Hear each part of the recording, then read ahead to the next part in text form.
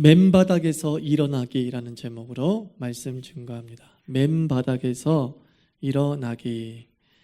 오늘 본문은 다윗이 사울에게 쫓겨나서 이제 맨손만 남은 상태를 보여주는 말씀입니다. 하나님께 기름 부음을 받았고, 그리고 골리앗을 물리쳤고, 그리고 사울의 신복이 되어서 높은 자리에 올랐지만 사울의 시기로 말미암아서 그 모든 자리와 힘과 권세를 빼앗긴 상태에서 호롤단신 광야로 도망칠 수밖에 없었던 다윗이죠. 아무것도 없는 다윗, 맨손인 다윗, 맨바닥에 있는 그 다윗이 이 22장을 기점으로 해서 다시 일어서는 모습을 보게 됩니다. 어떻게 다윗이 맨손에서 승리자가 될 수 있었느냐라는 것을 몇 가지 추적해 봅니다. 첫 번째로 우리가 맨손에 있었을 때 꼭 기억해야 될 것은 하나님의 방법을 붙들어야 합니다. 누구의 방법이요? 하나님의 방법을 붙들어야 됩니다. 우리가 극단적인 상황에 이르게 되면 나도 모르게 올바른 신앙이 무엇인지, 말씀이 무엇인지, 또 크리스찬다운 태도가 무엇인지를 망각하게 됩니다. 꽝 잡는 게 매다, 어떻게든 내가 이 맨바닥에서 벗어나는 게 중요하다라고 생각하면서 신앙인답지 않은 삶을 살 때가 있습니다. 벗어나면 되는 것이, 일단 위기에서 벗어나야지 라고 하는 생각으로 가득 차게 되면서 하나님을 의식하지 못하고 살 때가 있습니다. 다윗은요, 자기가 맨바닥으로 쫓겨날 때에 충분히 그 맨바닥을 버텨내고 이겨낼 수 있는 방법이 있었어요. 그것이 뭐냐면 다윗의 대중적 인기를 이용하는 것입니다. 사울은 천천히요, 다윗은 만만이로다. 많은 백성이 다윗을 지지하고 있었어요. 그렇다고 한다면 무력투쟁을 할 수 있었습니다. 무장투쟁을 할 수 있었습니다. 백성들을 선동해서 사울과 한번 맞붙자라고 할 수 있었습니다. 그런데 다윗은 자기가 취할 수 있는 모든 세속적 방법을 동원하지 않습니다. 그냥 모든 것 다 내려놓고 광야로 들어가죠. 사실 성경에서 광야는 특별한 곳 아닙니까? 성경에서 광야는 사실 기도하는 곳이고 하나님 외에는 그 어떤 도움도 받을 수 없는 곳이 광야로 묘사되고 있습니다. 광야에서 도움받았다라고 기록된 성경은 한 곳도 없어요. 광야에서 갔더니만 어떤 사람이 도와줬더라. 광야에서 갔더니만 갑자기 물이 철철철 흐르는 곳을 만나게 되었더라 라고 하는 게 아니죠. 성경에서 하나님의 광야에서 은혜를 체험한 사람은 다 그곳에서 하나님을 만난 사람이죠. 하나님을 만나고 하나님을 체험하기에 최적의 상태가 광야예요.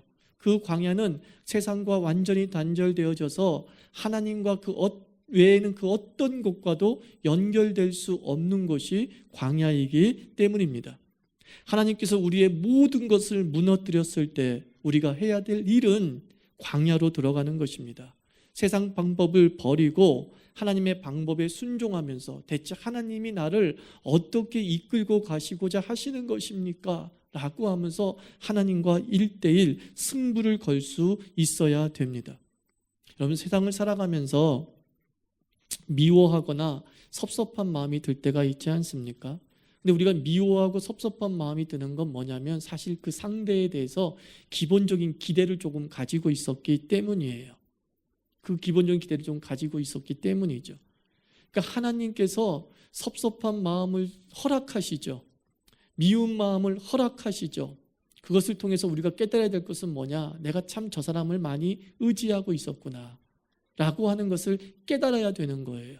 내가 이게 미움이 생기는 건 내가 그 사람에게 기대가 있었고 욕심이 있었구나 라고 자기를 돌아볼 줄 알아야 되는 거죠. 그러면서 내가 하나님과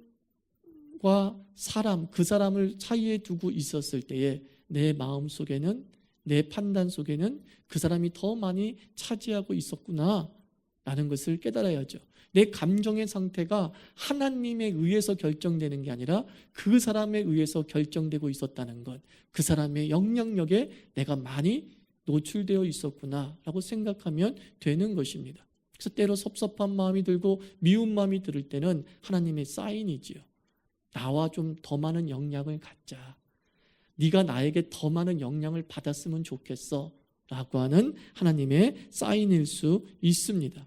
그래서 다윗은 일이 있을 때마다, 문제가 있을 때마다 홀로 광야에 들어가서 하나님께 구했다는 거예요.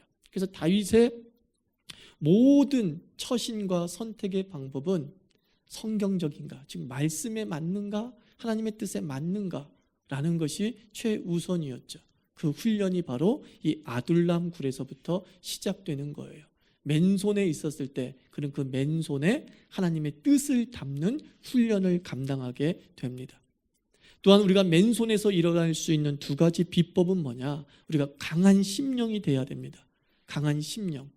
오늘 사무엘상서 22장의 아둘람에서의 다윗의 일상을 기록했다라고 말씀을 드렸어요. 아둘람과 관련된 시편의 시가 3개가 있는데 142편이 있고 57편이 있고 34편이 있어요. 이게 아둘람에서 다윗이 쓴 시다라고 기록이 되어져 있습니다. 142편은 어떠냐면 굉장히 다윗이 괴로워해요. 반면에 57편은 어떠냐면 하나님 앞에서 34편은 어떠냐면 하나님 앞에서 굉장히 확고한 확신을 가지고 있는 다윗이 그려지고 있어요. 나는 실패하지 않고 나는 우뚝 설 것이며 이런 확신이 34편에 기록이 되어져 있어요. 142편의 그 우울함이 34편의 그 확신으로 넘어갈 때 중간에 뭐가 있었느냐? 57편이 있었습니다.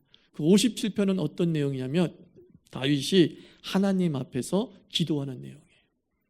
다윗이 굉장히 심령이 무너져 있었어요. 그렇죠. 맨손일 때, 맨바닥일 때, 그래서 안 무너질 사람이 어디 있습니까? 극심한 우울에 시달릴 수도 있고요. 자살 충동도 생길 수 있죠. 그래서 마음이 무너지는 그 순간 이제 그 사람은 더 이상 맨바닥에서 일어날 힘도 없어지게 되는 거예요. 다윗이 142편의 상황에서만 머물지 않고 34편의 확고한 심령으로 나아갈 때에 그 중간이 57편이 있었다고 그랬어요. 그 57편이 무슨 내용이에요? 기도하는 다윗이에요. 기도하는 다윗. 다윗이 강한 마음을 먹고서 그래 내가 하나님께 기름 부음 받은 자니 다시 하나님께서 나를 돌아가게 하실 것이다. 내가 여기서 지쳐 쓰러지면 안 돼 라고 하면서 수십 년 광야 생활을 버티고 이겨서 마침내 예루살렘에 입성할 수 있었던 힘이 어디 있었느냐? 그는 그 아둘람에서 기도했다는 거예요. 여러분의 심령이 약하다고 판단되어집니까? 내 심령이 상황에 쉽게 휘둘리는 심령이에요. 좋으면 막 좋고 나쁘면 한참 없이 바닥에 떨어져요. 어떤 사람이 이런 말하고 저런 말할 때 또 올라갔다가 내려갔다. 참 마음이 약한 사람들이 있어요. 마음이 약하면 세상을 이길 수 없어요, 여러분. 아시죠? 휘둘리는 마음을 가지고 있는 사람은 세상을 이길 수 없어요. 휘둘리지 아니하고 강한 심령에 가질 수 있는 비결을 오늘 다윗이 우리에게 가르쳐 주잖아요. 기도하라는 거예요. 여러분에게 57편이 있기를 축원합니다. 그죠? 142편 있을 수 있죠. 그래 그 142편을 57편을 통해서 반전시켜서 34편에 확신이 드는 그런 인생 되기를 주의 이름으로 축원합니다. 맨손으로 다시 일어설 수 있는 세 번째 비결은 다윗이 이렇게 가르쳐 줍니다. 다른 사람을 돌아보라 이거예요. 여러분 내 코가 석자이다 라는 말을 하지 않습니까? 내 코가 석자인데 어떻게 다른 사람을 돌아보겠냐는 거예요. 내가 문제가 제일 심각한데, 내가 고난 중에 있는데, 내가 가장 아픈데 내가 지금 다른 사람 돌아볼 여력이 어디 있느냐 하는 거예요. 그럼 기도 생활도 꼭 그렇습니다. 기도도요, 여러분들 내 문제가 부딪혔을 때는 중보기도도 안 해요. 목사도 그런 것 같고 목자도 그런 것 같아요. 갑자기 내 문제가 너무 커버리면 항상 하던 중보기도, 누구 목원을 위해서, 교인들을 위해서 기도했던 것들을 갑자기 뒤로 미루고 주여 내가 힘들어 죽겠습니다 이러더라는 거예요. 다들 나 힘들다고만 얘기하더라고요. 다윗도 충분히 그럴 처지에 있었죠. 그런데 이 내가 힘들어 죽겠는데 아둘람굴에 450명의 비참하고 고난받고 쫓겨난 자들이 찾아왔다 이렇게 얘기합니다. 자, 혹이 붙었어요. 혹이. 그때 다윗이 어떻게 했다 그랬어요? 오늘 말씀에 그들 다 받아들였다는 거예요. 자기도 맨바닥인데 자기도 맨손인데 자기가 똑같은 처지에 있는 맨손을 다 받아들인 거예요. 나중에 우리가 알 수 있겠지만 이 450명에게서 누가 나타나요? 장수가 나타나고 다윗을 위해서 죽겠다는 자가 나타나고 다윗의 측근이 되어서 사울과의 긴장관계를 버틸 수 있는 힘이 되어주고 심지어 다윗이 내가 목마르다라고 하니까 적군의 진영까지 뛰어들어가서 목숨 걸고 물 한 잔 떠오는 진정한 자기 편이 여기서 나왔어요. 언제? 다윗이 맨손일 때. 다윗이 맨손일 때 자기만 돌아보지 않았다는 거예요. 자기 코가 석자일 때 자기 기도만 하지 않았다는 거예요. 여러분, 우리 자유교회가 성도 한 사람 한 사람이 지도자가 되었으면 좋겠어요. 지도자는 어떤 사람이에요? 지도자는 기도해 주는 사람이 지도자죠. 어떻게 기도해 주는 사람이에요? 비가 오나 눈이 오나 360일 변함없이 기도해 주는 사람이에요. 그게 지도자예요. 내 코가 석자에도 상관없어. 변함없이 내가 힘들어도 기도해 주고 내가 기뻐도 기도해 주고 내가 바닥을 쳐도 기도해 주고 그게 지도자이죠. 그게 하나님의 사람이죠. 그게 바로 맨손에서 다시 일어섰던 다윗의 힘 중에 힘이었습니다. 저는 여러분에게 이 중보 기도의 특권을 놓치지 않기를 바랍니다. 힘들고 어려울수록 나를 위한 기도가 산더미처럼 쌓였다 할지라도 주위를 돌아보면서 아무개 집사님이 힘드네요. 누구누구가 참 어려워하네요. 라고 하면서 공감의 기도를 드려줄 때에 하나님은 내가 기도드렸던 그 사람이 나의 도울 자가 되게 하시고 내가 부르짖었던 그 중보의 대상자가 나의 힘이 되게 하시는 아이러니를 보여주는 거예요. 역사를 보여주는 거예요. 그리고 비결 네 번째는 무엇입니까? 여러분, 지도자가 따를 지도자가 있어야 돼요. 맨손일 때는요, 따를 지도자가 있어야 돼요. 아둘람 굴 이야기가 나오면서 3절과 4절에 누가 나와요? 갓이라는 선지자가 나옵니다. 다윗은 광야에서 고립될 수 있지 않습니까? 그리고 자기만의 세상에 빠질 수 있지 않습니까? 근데 갓이라는 선지자를 항상 함께 있으면서 조언을 듣습니다. 여러분들에게 영적 멘토가 있습니까? 믿을 만한 영적 멘토가 있습니까? 내가 맨손으로 있을 때에 찾아가서 기도 좀 부탁합니다. 내가 맨손으로 있을 때에 나에게 삶의 지혜를 줄 수 있고 하나님의 뜻을 온전히 나눌 수 있는 그런 영적 멘토가 있습니까? 그 사람은 함께 일어설 수 있게 되는 겁니다. 하나님은 우리를 섬과 같은 곳에 떨어뜨려 놓는 것이 아니에요. 광야로 우리를 부르시어서 하나님을 만나게 하시지만 하나님은 이것이 좋다라고 하면서 너랑 나랑은 계속 여기에서만 있자 하면서 우리를 홀로 고립주의에 빠지지 않게 하신다는 거예요. 하나님께서는 또한 성경 곳곳에서 뭐예요? 말씀의 사람들을 보내시어 이렇게 하죠. 대언의 사람을 보내시어서 계속적으로 삶의 현장에서도 광야에서 들었던 말씀과 똑같은 말씀을 들을 수 있도록 우리를 배려해 주는 거예요. 저는 자유교회가 여러분에게 갓이 될 줄 믿습니다. 광야에서 주의 말씀 다 들었다고 좀 믿어요.